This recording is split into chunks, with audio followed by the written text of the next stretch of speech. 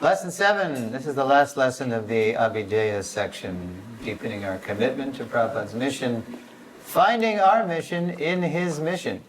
At the end of the last lesson, we took a look at the unfulfilled phase of our Founder-Acharya's mission, the demonstration of a spiritually classless society through the development of Daiva Varnashram communities.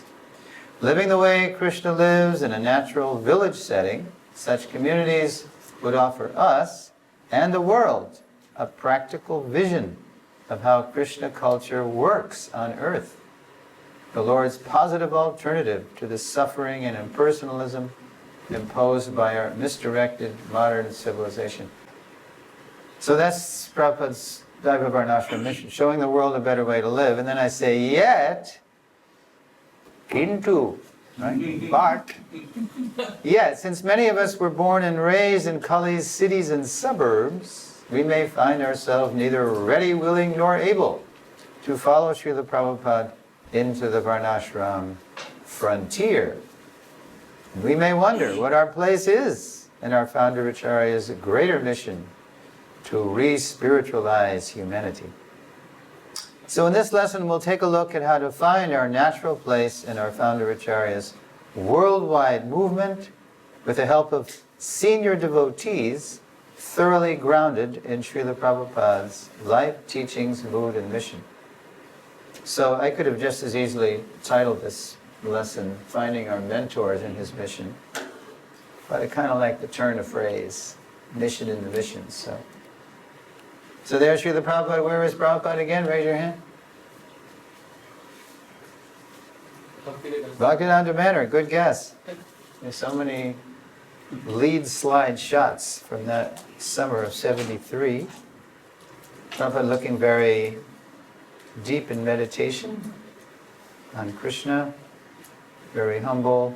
Remember, sometimes he looks very stern, very playful. But this is deeply within. So finding our mission in his mission is largely about finding guides who can help us make our best contribution to Srila Prabhupada's Hare Krishna movement. There's Krishna and Arjuna blowing their conchas, inaugurating the Kurukshetra war. The Bhagavad Gita is largely about understanding what our duty is. Because Arjuna was a warrior, and his duty was to fight against the people who were ruining the world. But he didn't want to fight because he had friends and relatives on the other side. Can you imagine if your Guru Maharaj said, "Now Prabhu, or Mataji, I want you to go kill your relatives." Is that all right? You would think twice, maybe you'd think 108 times before you carried out the order. But this was the extreme situation at Kurukshetra. The whole Mahabharata culminates in this war. And it's Krishna's brilliance, because embedded in the Mahabharata is this jewel called the Bhagavad Gita. When everybody's on the edge of their seats, what's going to happen? Right? Oh, they're all armed to the teeth, and Krishna's got our attention. And then he sings the Gita to Arjuna, right in the middle of the army. So it's very dramatic, very brilliant place to put the Gita. In the last chapter of the Bhagavad Gita, after summarizing the qualities and work of different types of human beings, Lord Krishna describes how everyone can become perfect. So here's the verse. The mic is... All right, young man? By following his qualities of work, every man can become perfect. Now please hear from me how this can be done. Okay, and then the next verse is the big answer. By worship of the Lord, who is the source of all beings and who is all-pervading, a man can attain perfection through performing his own work. His own work, his own duty. In every age we are born ignorant, but especially in the Kali age, we often have difficulty knowing who we are and what our duty is. There's only 2 places in the Gita where Krishna repeats himself, almost exactly. 2 pairs of verses. Anybody? Raise your hand if you can tell us the pair. There's one pair about duty and one pair about thinking of him. Man manava man bhakto, that's in 934 and 1865. And then there's two verses about duty, 335 and 1847, I believe are the numbers. And 1865. 18.6. Well, that's man manav. So Krishna, just in terms of emphasis, Krishna puts duty on an equal footing as thinking of him. So that's how important duty is. But in Kali Yuga, it's not really easy to know what our duty is, and we're going to take a look why. So there, we mentioned Socrates before, there he is. We have this painting because somebody who was present at the death of Socrates took elaborate notes, and then later on, somebody inspired by those notes painted a painting. It's called The Death of Socrates. It's some famous, I don't know if it was Rembrandt or Raphael. So there's Socrates. He's been condemned to death by the Athenian court. In the left image, a disciple sadly hands Socrates the hemlock the Athenian court has ordered him to drink for preaching heresy. Above the image are two of Socrates' most famous statements about self-realization. Know thyself. The unexamined life is not worth living. Famous Socrates statements. When his old friend Crito asks, how should we bury you? So he's a disciple, he's a friend. And Crito's saying, well, how should we bury you if you're determined to drink this hemlock? Because they were telling Socrates, look, we can get you out of this. You don't have to drink this hemlock. We can get you out of this prison, and so they'll never find you. But Socrates, he was about 70 years old. Yeah, right. And he said, no, I've told you everything that I have to say, and I'm not afraid to leave this world. So bring it on, you know. So he's taking the cup. So Crito says, how should we bury you? Socrates replies, however you want to. If you can actually catch me, and I don't escape you. So when Prabhupada was hearing the philosophies of Western philosophers in different sessions. At first it was with Shyam Sundar Prabhu, and then it was with Hayagriva Prabhu. Many recordings, and then it was turned into a book called Dialectical Spiritualism. So Prabhupada, especially Socrates, he really liked Socrates because he was the one who knew he wasn't his body. And I told you what happened. He drank the hemlock and he was reporting how his body was going numb, and then he just stopped speaking when he left. So, Srila Prabhupada praised Socrates for realizing he wasn't his body. Now, almost 2,000 years later, here we have Mr. Shakespeare, and you can't see it on the washed out screen, but it says, this above all, to thine own self be true. That's Shakespeare's famous statement. It's a character in Hamlet, Laertes, or Polonius, saying to Laertes, his son, this above all, Laertes, to thine own self be true. But if you know the play, the context for self is like, know your own self-interest in the world. It's a worldly concept of self. It's not a transcendent concept. So there we have a downgrade, 2,000 years more into Kali Yuga. We have a downgrade from a spiritual concept of self from Socrates, the non-material self, down to a mental concept of self. But Polonius' self-conception is more one of worldly self-interest, a distinct downgrade from Socrates' spiritual conception. And then today, fast forward now 500 years since Shakespeare practically, in America we have, I don't know here, but in America if you go through the checkout lines in the supermarkets, there's a magazine on the rack. It's called Self. But what do you suppose is on the cover of Self today? Some of No. the images of And it's just follow the logic. You go from Socrates' spirit concept to Shakespeare's mental concept, and now today, bodily concept. So what do you think's on the cover of Self magazine? Models. Yeah, just people showing off their bodies. That's the self. How to have better biceps, better abdomen. You know, it's always about reducing the abdomen. Belly consciousness, right? You gotta get good abs, as they say. Okay. Better brain. Well, no, that's... the brain is being depleted by their behavior.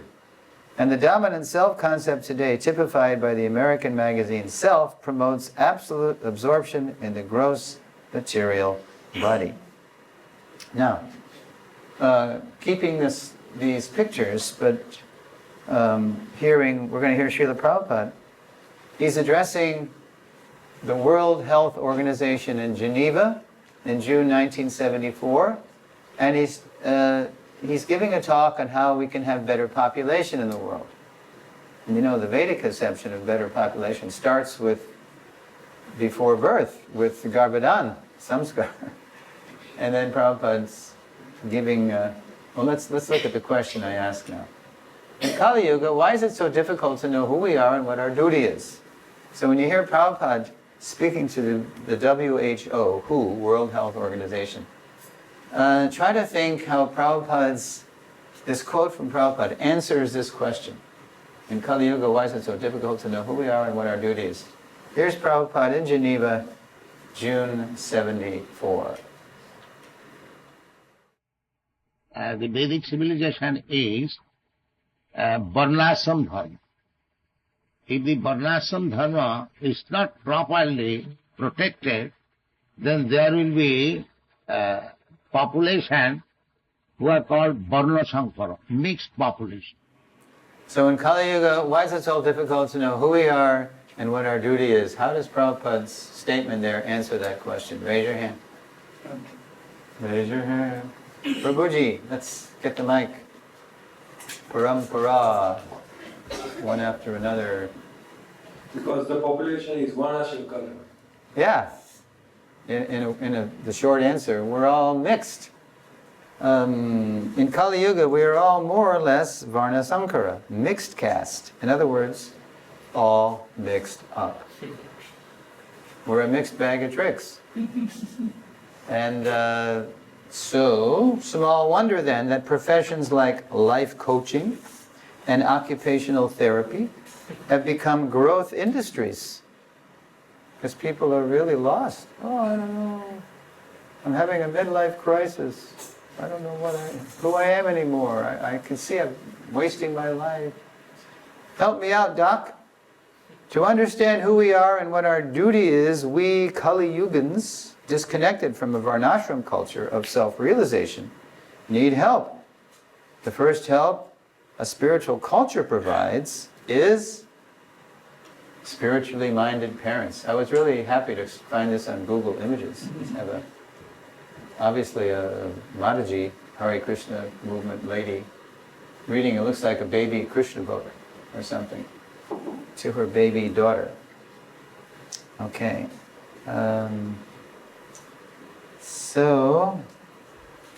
Okay, let's take a look. Let's take a quote here. This is from Lord Rishabhdev. I'm going to take this off. Now, is the heater on or something? Okay. Well, that's okay. I like it hot. I'll just take this off. Some like it hot. Air conditioner is on. Ready? Okay. AC is on. You mean the heater? Yeah. AC in America means heat. I mean, AC means cool. Okay. So let's take a look at Lord Rishabhdev, what he says about parenthood. All right, who's got the mic? Okay, want to read? To determine our prescribed duty, we need help. The first help we need is we need good parents. And that doesn't always happen. I mean, you're lucky to make it out of the womb these days. Right? Harishari told Prabhupada that it was his mother's sister, his aunt, that convinced his mother not to abort him. because they didn't plan him. She didn't want another child. But his brother's sister, his Harishori's aunt, said, no, don't. So Prabhupada was amazed. Acha? But really? So I personally saw Prabhupada in 1972, Pittsburgh Temple, Pittsburgh, Pennsylvania. Prabhupada came, and we sat him on the Vyasasana, and then he started to talk about the horrors of Kali Yuga. I was sitting right to Prabhupada's right, so I could see Prabhupada's profile. And so Prabhupada said, Kali Yuga is so bad. And he leaned out, and he took his hand, and it was like an abortion doctor's knife. Even in the womb, they are coming after you with knife. And then Prabhupada, I could see Prabhupada's eyes from the side bugging out of his head. Coming after you with knife. And he was twisting the knife like he was finishing the fetus, you know. This is Kali Yuga. Yeah. So by contrast, we have Lord Rishabhdev, and that's the materialist solution to, if you didn't plan a child, then just throw it out. You know? But here's Lord Rishabhdev. One who cannot deliver his dependents from the path of repeated birth and death should never become a spiritual master, a father, a husband, a mother, or a worshipable demigod. Such a responsible consciousness, right? And Prabhupada said on one occasion in Melbourne, wow, April 22nd, 1976, he's lecturing on the Gita 9.4, and Prabhupada says, this is real contraceptive method. If you think that if the child is born, I shall educate him in such a way that this birth will be his last birth, next he's going back home, back to Godhead, then produce a child. Otherwise, don't produce. This is spiritual contraceptive, prevention, in other words. This is real father and mother. Otherwise, a dog is also becoming a father. But such kind of father becoming is not recommended in the Vedic civilization. Now, just become a real father, a real mother, to give the real benefit to the son or daughter, then you become a parent. He said that right in Melbourne.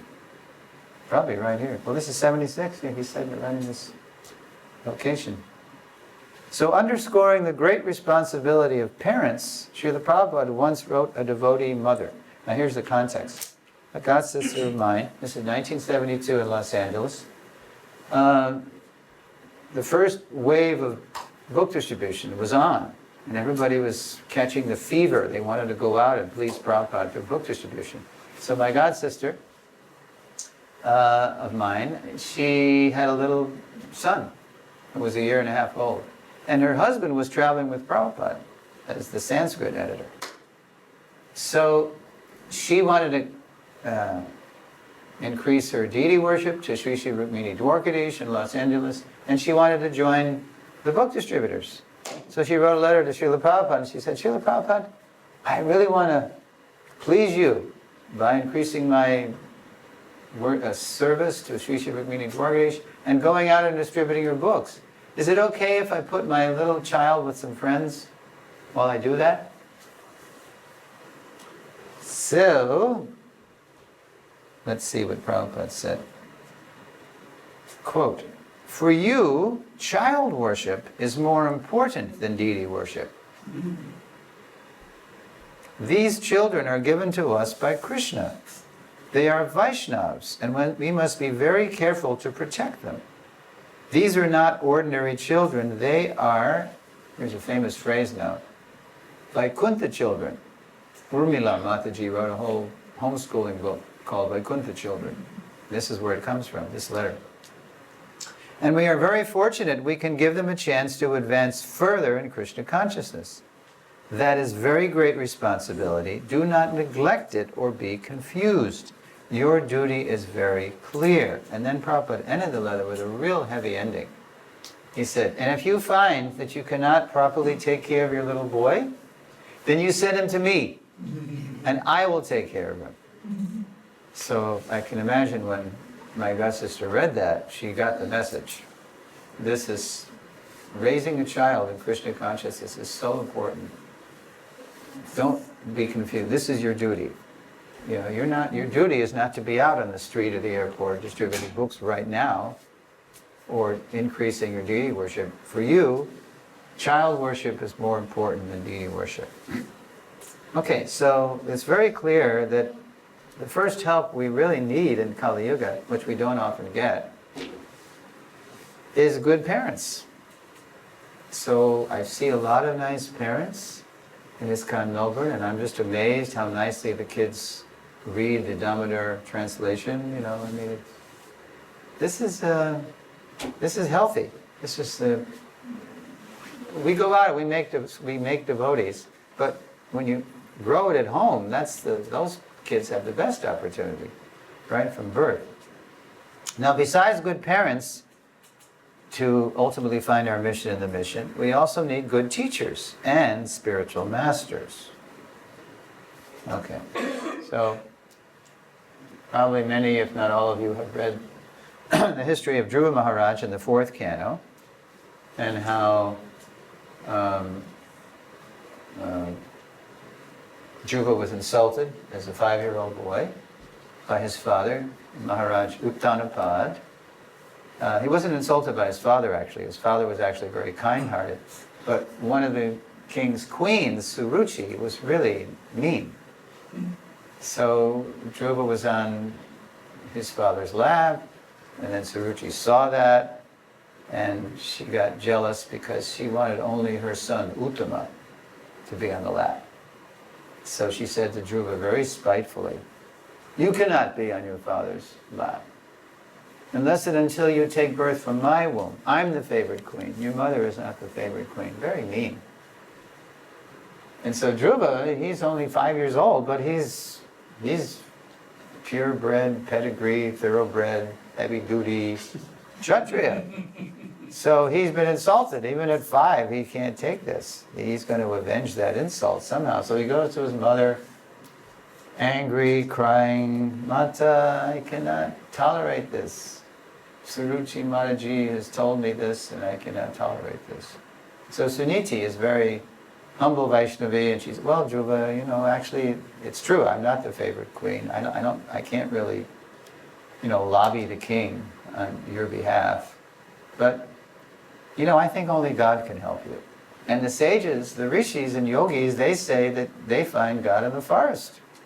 So maybe someday you'll have to go to the forest and appeal to God. But Dhruva was so bold, Kshatriya spirit, he just left home right there. He went to the forest, found Narada Muni, and there's a whole dialogue here. And Narada, he's surprised to see little Dhruva in the forest, and he says, "Oh, Dhruva, I understand Dhruva told him the story. But you're so young. Go home to your mata, and maybe later you'll get some justice or whatever." And he tried to preach to Dhruva on the basis of gentility, patience, and tolerance. All right. So here's Narada preaching to Dhruva. Narada to Dhruva, one should try to keep himself satisfied in any condition of life, whether distress or happiness, which is offered by the Supreme Will. A person who endures in this way is able to cross over the darkness of nescience very easily. Yes, so Narada is first preaching to Dhruva on the level of philosophy. There's 4 levels of persuasion: reason and logic, flattery, bribery, then finally, what's the final? Argumentum ad baculum. It's Latin. It means the stick. That's all some people will understand. Sam, Dam, Dam, Ved. Huh? Sam, Dam, Dam, Ved. Okay. Exactly same word. Okay. Yeah. So he's approaching Dhruva with reason, logic, just be tolerant. Now, Dhruva's reply is very interesting in the next verse. Dhruva to Narad, my dear Lord, I am very impatient pendant for the Impudent. I'm very disrespectful. Impudent. I am very impudent. for not accepting your instruction, but this is not my fault. It is done by my having been born in a Kshatriya family. Therefore, your valuable instruction does not stand in my heart. Yeah. So he's enlightening Narada Muni. Look, okay. Yeah, you very good advice you've given me, but that's for a little nice Brahmin boy. I'm not a Brahmin. I'm a Kshatriya. I've been insulted. Whatever it takes. I want a kingdom greater than my father now, greater than my grandfather, Swayambhuva Manu, greater than my great-grandfather, Lord Brahma. He wants it all. Right? So, such a precocious Kshatriya boy. And in the purport to 4836, Prabhupada writes some very interesting things about the different spirits. Prabhupada's using the word spirit, you'll see in the purport, and what is as a synonym for nature. We all have different natures, right? But Prabhupada in this instance doesn't say nature. He could have, but he says spirit, as if to underline the importance that we all act according to our actual spirit. So let's see what Prabhupada says. Somebody who's got, okay, here we go. Dhruva Maharaja indirectly informed the great sage Narada that there are 4 kinds of human spirit: the Brahmanical spirit, the Kshatriya spirit, the Vaishya spirit, and the Shudra spirit. The spirit of one caste is not applicable to the members of another. The philosophical spirit enunciated by Narada Muni might have been suitable for a Brahmana spirit, but it was not suitable for a Kshatriya. Dhruva frankly admitted that he was lacking in Brahmanical humility and was therefore unable to accept the philosophy of Narada Muni. The statements of Dhruva Maharaja indicate that unless a child is trained according to his tendency, there is no possibility of his developing his particular spirit. It was the duty of the spiritual master or teacher to observe the psychological movement of a particular boy and thus train him in a particular occupational duty. So that purport is a big hint of how we can actually understand who we are and what our duty is. And not only we, but our parents should understand that, should have some inkling of it in the beginning. And then our teachers and our spiritual masters, they all have to be on the same page, as we say. Prabhupada told us that Gurukula is for up to the age of puberty, like 10 or 12. And then children should be educated according to their nature in the Varnashram college. We're going to hear Prabhupada now say the same thing. Yeah, in Vrindavan, I think it's 1976, and he's talking about how people have to be properly educated according to their nature. The spiritual master will say that you work like this. That is natural. That's why in school, college, somebody is being trained up as a scientist, somebody is trained up as an engineer, as a medical man, as a lawyer. They are according to the tendency, practical psychology of the student. He is advised that you take this line. So, by the instruction of the Guru, the real purpose is Krishna consciousness. And according to his guna and karma, he is engaged in a particular occupational duty. So this is the kind of Varnashram approach that Prabhupada was emphasizing in his later preaching Leela. The closer Srila Prabhupada came to the end of his life, the more he emphasized a Varnashram approach to engaging everyone in devotional service. Whereas surrender to Krishna during ISKCON's early days often meant sacrificing one's natural propensities for the sake of quickly spreading the Hare Krishna movement worldwide. To make his mission sustainable over time, Prabhupada was now highlighting the great need for everyone to identify and engage their natural propensities in Krishna's service. So, good parents, good teachers, good spiritual masters. Since spiritual masters play such crucial roles in helping us find our mission and Prabhupada's mission, how did Srila Prabhupada advise us to select our masters? Well, there's Prabhupada in his rooms in LA, chanting japa. Well, what you're going to hear is an audio clip from Miami, February 75. I happened to be there, although I don't remember him saying this. So I really am grateful to Srila Prabhupada that he insisted we record him, because a lot of things would have been lost otherwise. The audio is not the best because there's a plane flying overhead and it almost drowns him out. But you'll see the words, and it's all about approaching a spiritual master.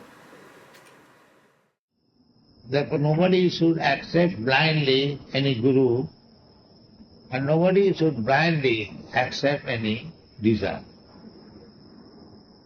They must behave one another, at least for 1 year. This is the instruction by Sanatana Goswami in his Hari Bhakti Vilas. What does Prabhupada mean here? Raise your hand. They must behave one another. It's not exactly the right English word, but what was he getting at there? They must behave one another. Prabhu, I think Prabhupada is asking us to have it in our hearts, to carry the feeling of... No, but what does he mean? They must behave... Huh? I can't say pretend because it's not No, appropriate. behave. Behave means... You have to behave as if you're the guru and the disciple has No, to it's, behave. it's a little more plain. Sorry, good try. Just to examine each other. Yeah, examine. Check each other out. Just because Prabhupada actually in 1966, in March, in the Bowery, he gave an even more stark example. He said, just like a young boy and a young girl. Very nice boy, very nice girl. And they're thinking of maybe marrying, but they take a long time. No surprises. They want to get to know each other. Of course, there's always surprises, but... so it's that serious. So there should be, what did Prabhupada say here? At least for 1 year. And there's another corroborating quote, which is very similar. And Prabhupada said this in January, in 74, in Hawaii. Quote, in Hare Bhakti Vilas by Sanatana Goswami, it is directed that the spiritual master and the disciple must meet together at least for 1 year, so that the disciple may also understand that here is a person whom I can accept as my guru. And the guru also can see that here is a person who is fit for becoming my disciple. Then the business is nice. Not that you don't know each other, and very quickly, sentimentally, frankly, the disciple thinks, oh, yes, as soon as I saw Guru Maharaj, I knew he was for me. That might be true, but it might not be true. Just because you have a bona fide spiritual master and a bona fide candidate for initiation doesn't mean that those two people are going to work over the long term as guru and disciple. It really depends on their natures. So Prabhupada says, if you do it right, if you do have this mutual examination process, then the business is nice.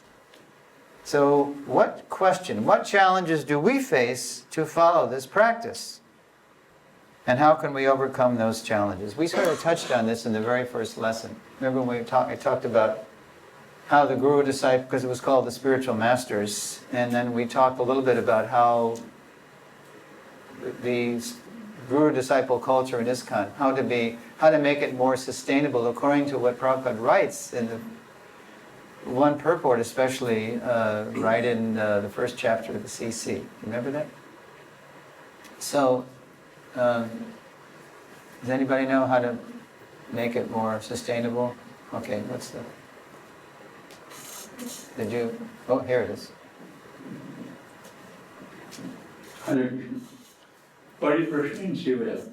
Yeah, that's right. Inquire submissively and render service. But that's... Yeah, that's true. But the whole, zoom out a little bit. How about the whole macro ISKCON guru-disciple culture? I just saw some lip service. Shiksha Guru is good, but what I'm getting at, maybe I'm not being clear, is we have to make this whole thing more local. Generally, remember what Prabhupada said in that purport? Generally, one who gives the most shiksha, you're right, becomes the Diksha Guru. That's not often what happens. And then somebody else pointed out in the Q&A, I forget his name, at Brahmachari, but he said, well, now with so many recordings, we can get to know our Guru Maharaj. But still, that's not a substitute for personal interaction. But very often the Guru is far away. So that's the indication from Prabhupada, who says we need millions of Gurus, and that we need local Guru-disciple relationships. And then there's no surprises. I have a godbrother in England who, he's not so active now, but he was approved to initiate back in the 80s. And then somebody approached him for initiation and said, well, okay, but let's try this out. You come and live with me and my family, yeah, my wife and 2 kids, for a month, and then we'll see how you feel. So we had that candidate live with him and his wife and kids in the rough and tumble give and take of, household life. And after a month, sure enough, the fellow had second thoughts. Well, I don't know what the situation actually how it went down, but yeah. So I'm not suggesting everybody has to do that, but there should be a thorough knowing of Guru and disciple. You had a comment? Yeah, in 1991, I was in Germany, and I was very impressed by Satyananda Swami. And because I attended his Vyas Puja, it was a very big festive occasion, Lord Nrsimha Temple. Yes. In southern Germany. Right. So later on I asked him, would you like to give me initiation? He said, yes, Mahatma, I definitely want to, but I won't be able to contact you because you live in Melbourne and I am in Germany. So how often we'll meet? So it's not desirable for me. So please select someone who often visits Melbourne, and then I took that election. Acha. Thank you very much. Right. So we're still, that's 1991 you said, right? So that was 28 years ago. That's right. We still only have about 90 people initiated. But that's not what Prabhupada wants. He wants to make it local. We need millions of gurus. So that's another plug for the kind of guru-disciple culture Srila Prabhupada really wants. And it's going to take time. But the good news is, I can tell you, from working with the GBC on the Sabha, that they know that. And they're moving in that direction. We're trying to help them with resolutions to make it more local. Okay, so in addition to taking guidance from bona fide spiritual masters, what else must we do to find our mission in Srila Prabhupada's mission? So I'd like to acknowledge His Holiness Shivaram Swami, who is writing this Varnashram series, Varnashram Compendium, Volume 1, Chapter 30. He's written a chapter in there called Determining Our Varna. And it's very helpful. He took it from Srila Bhaktivinoda's Sri Krishna Samhita. In his Sri Krishna Samhita, Srila Bhaktivinoda Thakur, let me explain the picture too. It might bewilder you. Why do I have a waterfall there? Well, just as water seeks its own level, so we conscious human beings, we also seek our own natural place in the world, and especially in Prabhupada's mission as aspiring devotees. So in his Sri Krishna Samhita, Srila Bhaktivinoda Thakur concludes that before settling our occupational duty, we need to purify our nature. In his Varnashram Compendium, Volume 1, Chapter 30, Determining One's Varna, His Holiness Shivaram Swami points out that by seriously and sincerely following the devotional life Prabhupada has given us, we can purify our nature in 3 ways. So, the Maharaj read Sri Krishna, he read Bhaktivinoda's book, and then he applied it to ISKCON, and Maharaj is showing us how the things that Bhaktivinoda Thakur says we must do before we can understand our swadharma, swabhav, swakarma, our varna, is that we must do 3 things. So the first bullet point, where's the mic? By rites of passage. Okay, good. Yes, we need, and here's how that translates in ISKCON. You know, rites of passage? In some scars in Vedic culture, right? And here's an example of that in ISKCON. Qualifying oneself, for example, for first and second initiation, and firmly committing oneself either to the path of celibacy or to the path of responsible marriage. So I think this course, if you're taking this course, you're taking this course to qualify yourselves, some of you, right, for initiation. Is that correct? Yeah, so that's good. So you're doing it even as we speak. But the other side of it, according to the Thakur, is in ashram. We have to know who we are. And that takes a lot of introspection, it takes a lot of guidance. So for example, when I was a few years ago, when I was in Mayapur, Sridham Mayapur, I was speaking with His Holiness Bhaktivedanta Purna Maharaj, who knows a lot about Varnashram and a lot of things. So I said, so when you educate your boys, your brahmacharis, about ashram, do you, besides giving them good brahmachari training, do you also educate them about the responsibilities of grihastha? And he said, absolutely. Because most of these boys, he acknowledged, will have to go to that ashram. That's kind of the normal thing. It's a rare bird who can actually go to stay brahmachari and then go right to sannyas.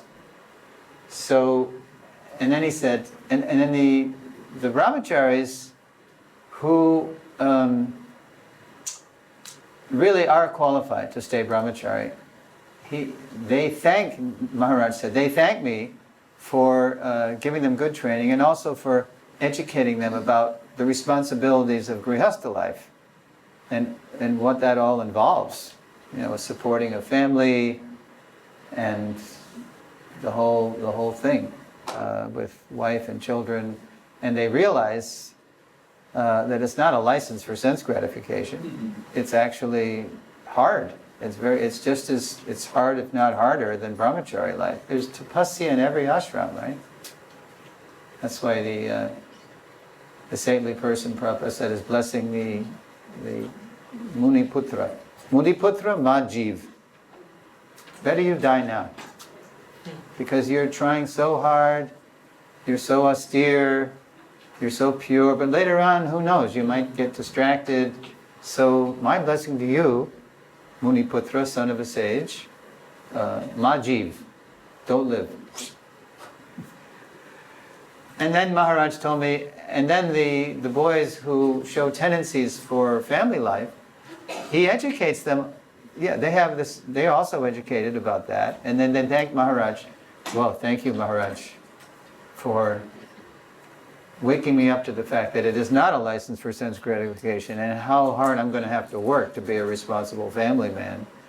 And then also they come right back to the same point of renouncing it in the end responsibly, so that I can fully focus on Krishna. So, rites of passage. And then another thing we have to do before we can determine the varna is, okay? By education and training. For example, immersing oneself in and allowing oneself to be transformed by systematic scriptural study. For example, a Bhakti Shastra degree program. So again, this is part of what you're doing. Not only taking the course, to get it out of the way, that's the wrong mentality. It should be a commitment to lifelong learning. But allowing what we hear to transform us, to really say yes to Shastra, to adopt the principles and the value of the Shastra, so that we come out of it a better person. And also, education and training, the Thakur said, we should be ready, oh, this is Shivaram Swami's kind of translation into ISKCON culture. Also, we should readily accept counselor supervision. Now, I don't know about here, but in America, people bristle. You know, they really, at the idea of somebody having to counsel me. I'll tell you, I wish I had one, looking back. I mean, in 1970, there was no devotee care or counselor program or bhakta program even. It was sink or swim. It was sink or swim. And I joined in Boston in 1970. That was ISKCON Press. Before the BBT was up and running, Prabhupada had just established it. But it was ISKCON Press, and it was 50 men, women, children, all ages, all ashram, you know, all stages of life, running up and down these stairs. It was a former funeral home where they would dress bodies, you know, for burial. You can imagine it was haunted like anything, right? And when I joined, it was just like, it was too much. It was too fast. Prabhupada had just started the morning program. He had just started meaning Mangal Arti and the whole thing, and then Japa and Bhagavatam. Before that, it was, you know, you got up at 6 or 7, and then, you know, and then Prabhupada's boiling the milk. He called it boiling the milk. So it was just too much for me. And so after a couple of weeks, I tried to leave. I put my bedroll, my backpack out on the porch. This is July 1970. It was a nice summer, it was warm. So I always had to be warm, right? So at midnight, I put my backpack and my bedroll out on the porch, stepped out into the midsummer evening, walked down the street, because I had checked out down the street from the temple. There was a nunnery with a nice park. So yeah, I went down to the park. It's dark, and put my bedroll out underneath a spreading oak tree, and the crickets serenaded me to sleep. And then, as dawn was coming, I heard feet shuffling above my head. You know how sometimes I don't know if we still do this, but when we're chanting japa, sometimes devotees do this. It was Hridayananda Brahmachari, Das Brahmachari. He was like 21 years old. He'd been in the movement like a year and a half, so he was a senior devotee, right? And he was like, he looked down, he said, "Hey, Dick Prabhu, you coming to Mangal Arti? Hare Krishna, Hare Krishna, Krishna Krishna, Hare." And so I just looked up. No, temple life is too much for me. I've got my Gita, I got my beads, I'm going to hitchhike to Cape Cod and stay with some friends. So we went back and forth a little bit, and Hridayananda convinced me to go back to the temple, but he very smartly sat me down on the porch outside the temple, where the temple president, who was Satsvarupa Das Adhikari, who was a married man, was sitting, and he just became my friend. That's all I need. I just needed a big brother or a buddy or a coach, just to navigate me, just to help me adjust to the full immersion program. It was more than full immersion. It was like drowning. One day you're a hippie, and the next day you're like, you know, somebody shaved my head, and I looked in the mirror and I said, "Boy, I can't be this body. Look at that skull." Huh? That's where Maharaj now, yeah. So anyway, education and training, it's really good. I say that any temple that has good education, what you do here, good devotee care, everybody has somebody to talk to go to, then that's a healthy temple. And then the last one, devotional practices. So, as Maharaj points out, regularly participating in Srila Prabhupada's full morning program, either at the temple or in one's own home. Prabhupada's early morning program for us includes the 5 most purifying practices outlined in Nectar of Devotion. Chanting Hare Krishna, remember? Worshipping the deities, Bhagavatam class, associating with devotees, and being in a sacred place. We can make our apartment a sacred place by the right images and the right sound, lectures and bhajan. Okay. So once our nature has been sufficiently purified, we are ready to settle our varna, our mission in Srila Prabhupada's mission. At the same time, there's still one more thing actually. At the same time, and it takes a village to raise a child, they say that in Africa. Right? So, finding our mission requires consultation. If it takes a village to raise a child, I say it takes a sampradaya to raise a sadhaka. It takes a lot of support, it takes a lot of counseling, coaching, educating. So again, this is from Bhaktivedanta Sri Krishna Samhita. And who's got the mic? So it takes a village. Finding our mission requires consultation. Point 1. With trusted seniors who know us well. Yeah. In his conclusion to Sri Krishna Samhita, Srila Bhaktivinoda Thakur also describes a collective process for determining one's varna, or calling, involving family elders, the family priest, or acharya, and village leaders, the so-called panchayat, the 5 elders. These senior well-wishers focused on, so in ISKCON, it takes, if I were walking into ISKCON today, instead of being 72, I was 27. If I'm lucky, senior devotees will take an interest in me and insist that I get grounded in Prabhupada's life, teachings, mood, and mission. Read the Lilamrita with me, read the Gita with me. That's the basis. I was thinking before I hit the road with this course that, this is serious. Before I let anybody in the room, they're going to have to have read Prabhupada's life story, not the abridged Prabhupada, but the whole, and his Gita as it is. If I made that a requirement, I wouldn't have any, because a lot of people haven't even done that. If you want to really get inspired by Prabhupada's life teachings, mood and mission, just read his life story. It's very empowering and empowered writing. These senior well-wishers focused on the person's nature, especially the qualities that dominated the individual's personality and behavior, as well as the person's attraction to a particular work. So it's true, we're all a mixed bag, but still, we always do, in the end, come back to some default position of desired activity. In 247 purport, Prabhupada says there's 3 kinds of duties. The verse is karma nivarikara state, famous. Sometimes our Indian friends like to just quote that first line, where Krishna says, you have a right to perform your prescribed duty. And then the Indian man says, you see, Prabhu, Krishna says, I can do my karma. Right? Just do what I like to do. But look at the next line.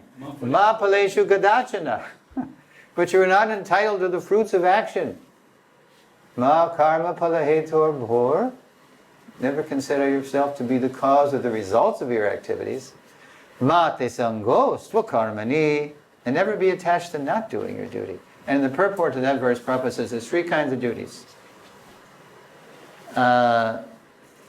Routine work, desired work, and emergency work. So we all do that, right?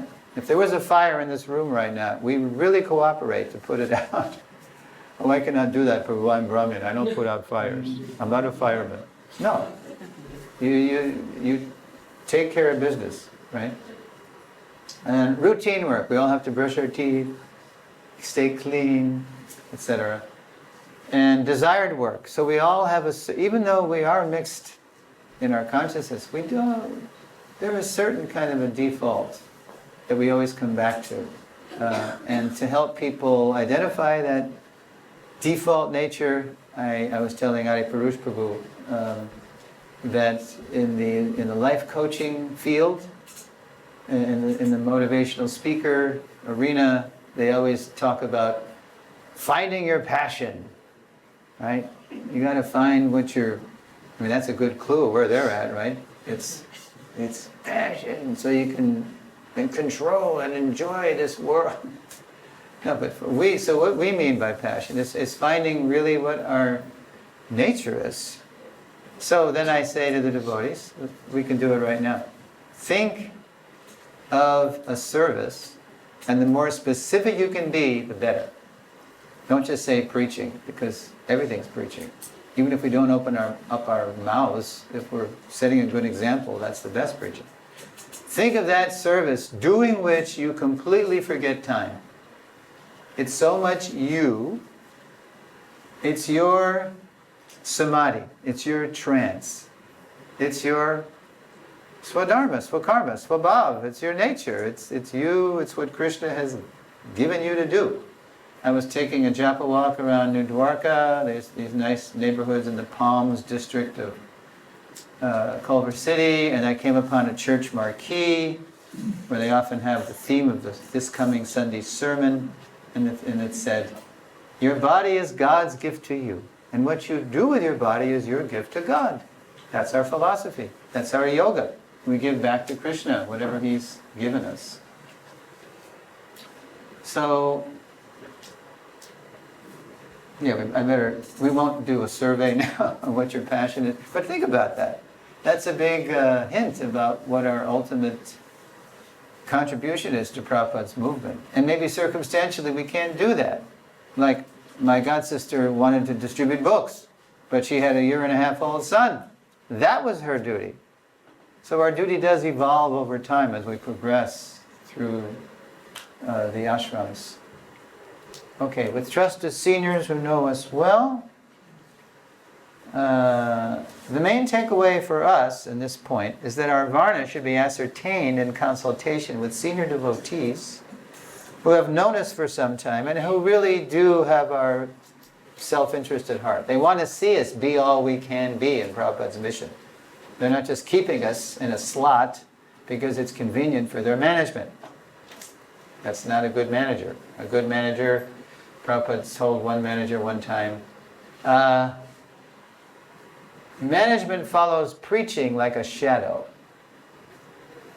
A good manager, he knows, or she knows, that the way to keep devotees inspired is to have their ultimate self-interest in heart, to encourage us and counsel us and always think that way.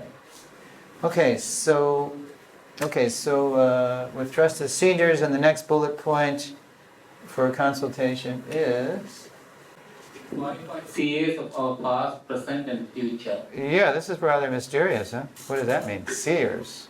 So Bhaktivinoda explains that seers refers to qualified jyotish, astrologers.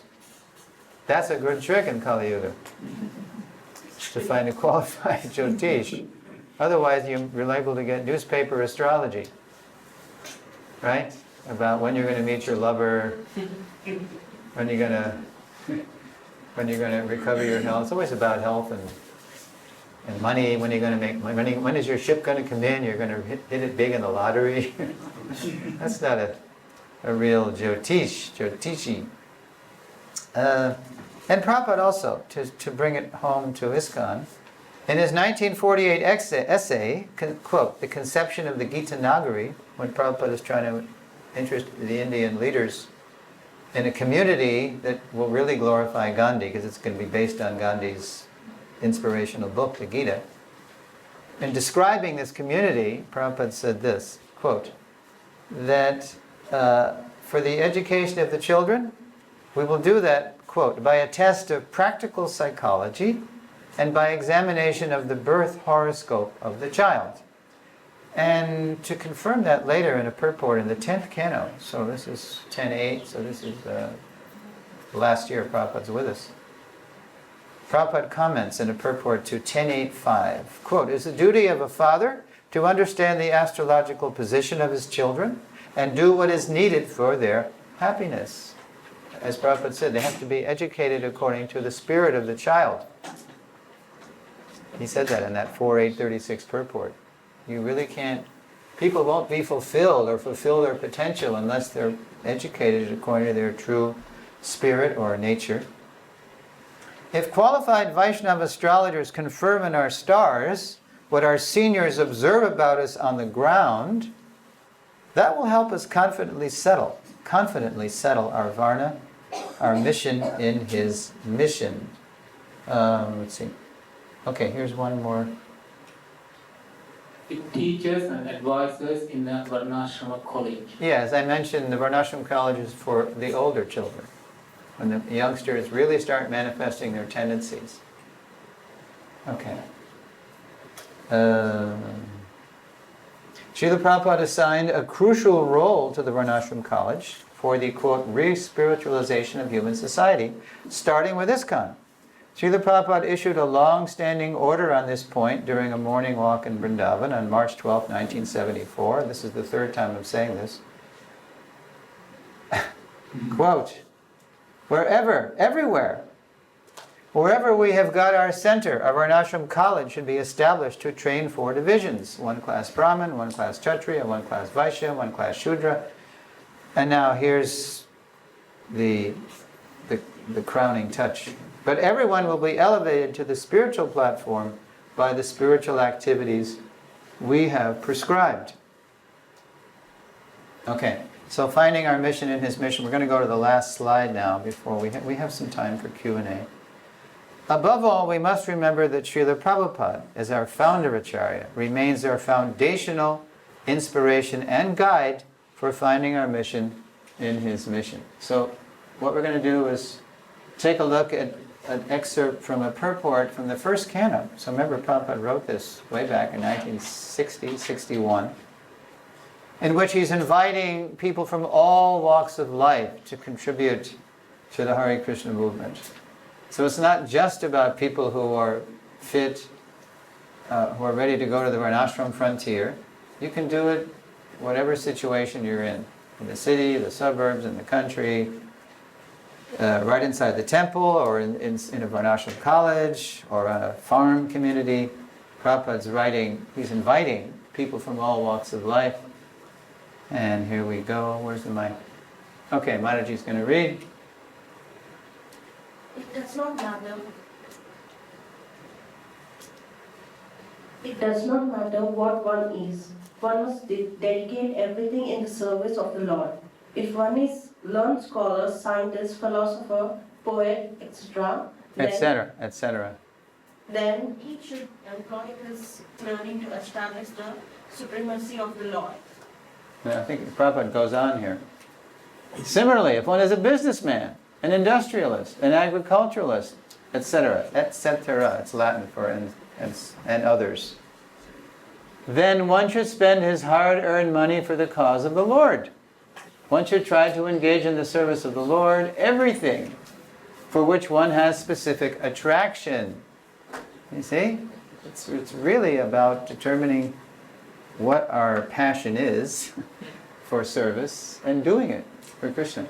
And that is the way of peace and prosperity. And that is the remedial measure for all the miseries of material existence. Most people, surveys show, don't like their work.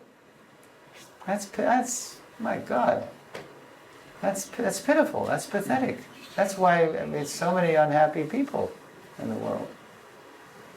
That's why there's so many, instead of gurus, we have psychiatrists now. Did you have a tough childhood? All this stuff. Yeah, it's terrible. So Prabhupada's inviting everybody. In America we have this nursery rhyme. Tell me if you have this. Rich man, poor man, beggar man, thief, doctor, lawyer, Indian chief, tinker, tailor, soldier, sailor. You have that? Mm-hmm. No? Maybe if I said the melody it would jog your memory. Everybody can serve Krishna. It doesn't matter what I mean, it's pretty hard, with some rare exceptions. I mean, it would be pretty hard for an abortion doctor to be a devotee, right? That's not you'd want to clean up your act, right? Clean up your occupation. Or a butcher. People have joined from being a butcher, or their father was a butcher. So anybody can serve Krishna because all parts of the social body are required.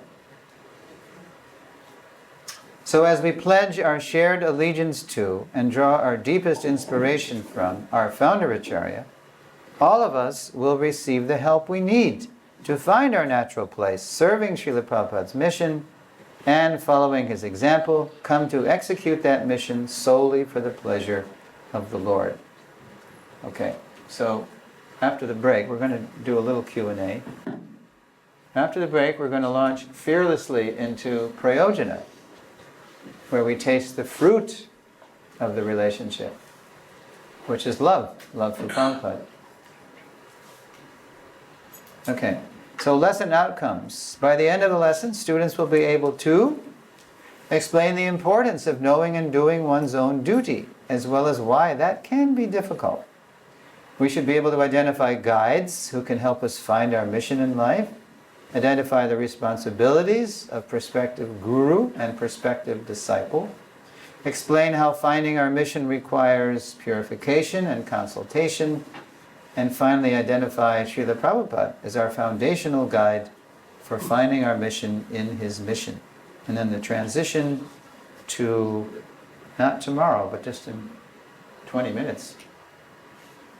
As we find and develop our mission to help our Founder-Acharya re-spiritualize human society, we'll be in a better position to develop real love for him. In the next lesson, we'll look at why that intimacy with Srila Prabhupada that we hanker for can be so elusive, hard to find. Okay, so I'm going to sit down and, oh yeah, the stage. We're trained to not be the sage on the stage. In teacher training from Atul Krishna Prabhu, we're trained to be more the guide on the side. But as you can see, this is more of a presentation than I mean, it's some interaction, right? But now it gets more interactive. Okay, Prabhu. We read that ideally if one can spend about a year with your perspective of like spiritual master, that is ideal. And till the time we are able to move to a very, very local. I'm sorry, say it again. Till the time we are able to move to a more local Guru-disciple culture. Are there any practical ways of at least getting to spend some more time with a prospective guru, or how can we do it? You know? Yes, if number one, you choose a guru who doesn't have millions of disciples. You know, some people don't mind it, that the person they're aspiring for has tens of thousands of disciples, because maybe they don't want that. But over time, it's really important that actually we have that kind of relationship where we can get the guidance we need. And that's why I brought up Krishna Kshetra Swami, who encourages healthy local shiksha relationships. That's there, even before ISKCON goes there in terms of diksha. We can do that. I mean, I'm sure there are plenty of people in this room who have the maturity and the knowledge to counsel people. But that has to be encouraged. Otherwise, people might get jealous. Who does he think he is? Who does she think she is? Being a counselor. Well, they have to be officially recognized to play that part. Yeah. Otherwise, what happens? People just sort of rot on the vine. If Satsarup Das Adhikari had not taken a personal interest in me, after Hridayananda Brahmachari found me, I wouldn't have made it. And our relationship continues to this day, 49 years later. We have a very nice relationship. I mean, he's the superior, obviously, and I'm, begging his advice, and it's really sweet. And it's not just him, but he's the main one. So try to develop local shiksha relationships. And if you're aspiring, like I told you, if I was a young man, who would I be attracted to? You remember? Bhakti Marg, because he likes to walk. That's a big thing with me. I'm so happy that the weatherman's been wrong for the whole week. I'm still taking good japa walks, And I like drama. So that's an aspect of Srila Prabhupada, which you're going to see more in Lesson 10. Prabhupada loved theater. Prabhupada himself said he played Advaita-Acharya when he was a young man in school. And we just wish that there was some movie of that. Prabhupada said people were in tears over his rendition of Advaita-Acharya, begging the Lord to come, please come, Lord. The whole place is being overrun by demigod worshippers, Mayavadis. So that's what I would do. I would really, once I felt that I knew enough about Srila Prabhupada's life, teachings, mood, and mission, then I would start to aspire. And let's see, I don't know if I have the time. Yeah, I hope we do. But today's a bad day to tell more stories, but I do really want to tell this initiation story that I had. But I don't want to tell it now because it's long. So we have to, Saturday and today's Saturday, right? Okay. So it can't be today because we're packing 2 and 1 here. It's going to have to be tomorrow, Sunday. And there's still room. There's still, I can think of teachable moments for this story. So, but remind me if I don't, say it, because it's really a good story. It's about a friend in ISKCON education who waited 17 years. And she was a teacher before she settled on her Diksha Guru. It's really important. Okay, we have 7 minutes. Adi Purush, Prabhu's. Then you. You're mentioning about Diksha Gurus, they're now choosing them locally. Ideally, we're not there yet. It's not possible all the time.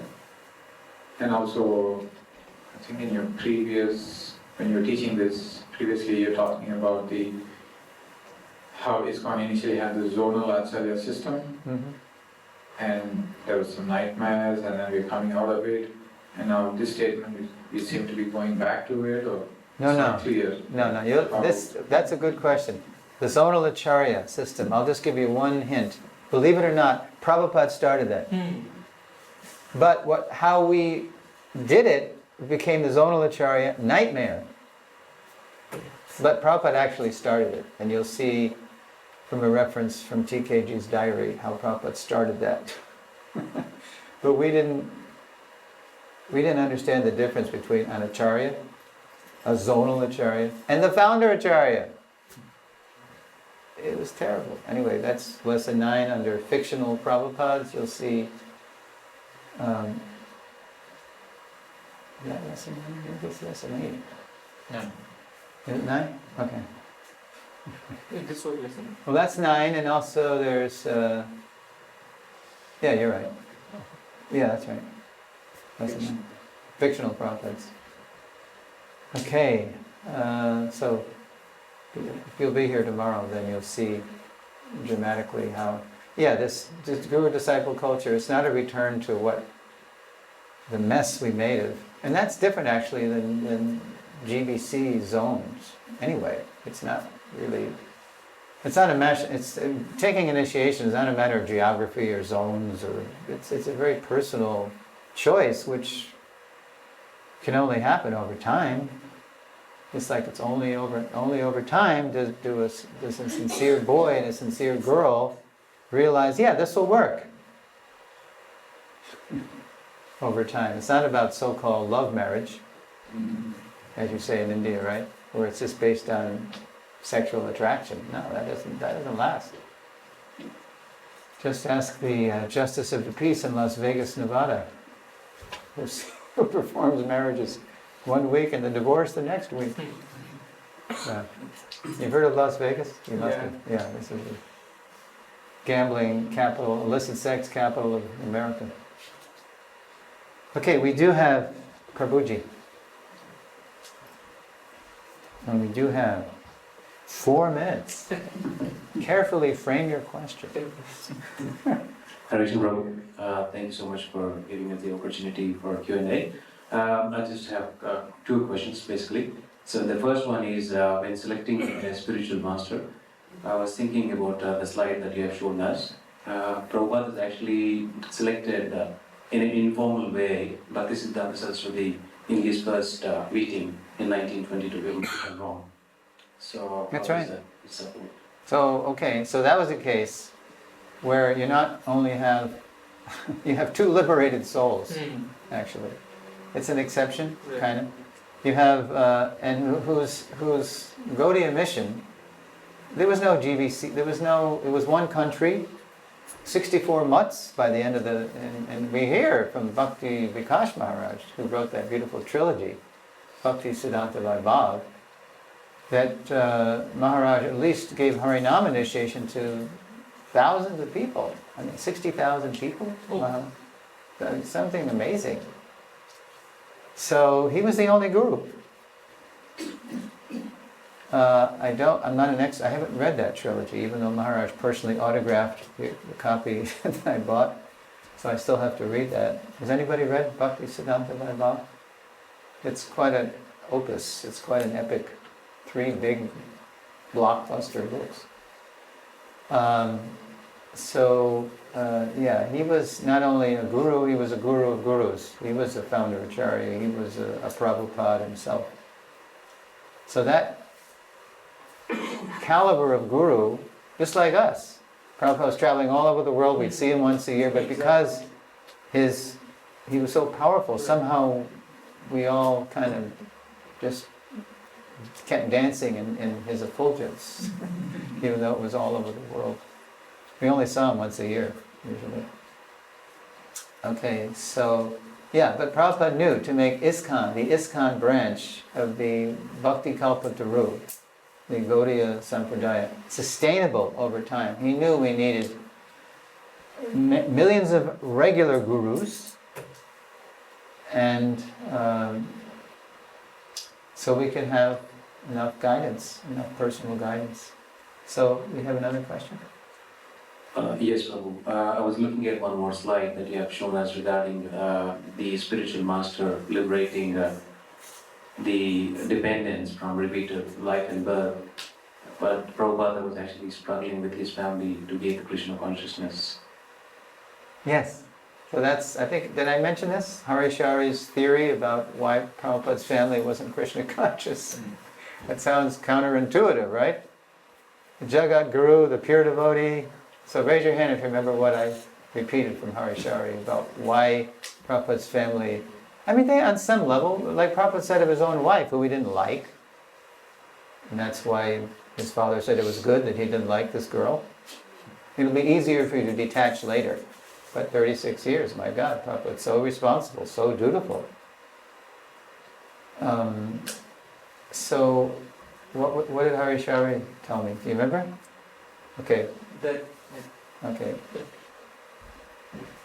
That if Prabhupada's family members were themselves very nice and sincere devotees, they might lay a claim to ISKCON's. They might say, actually, we're the rightful inheritors of the ISKCON's assets. So Krishna arranged it.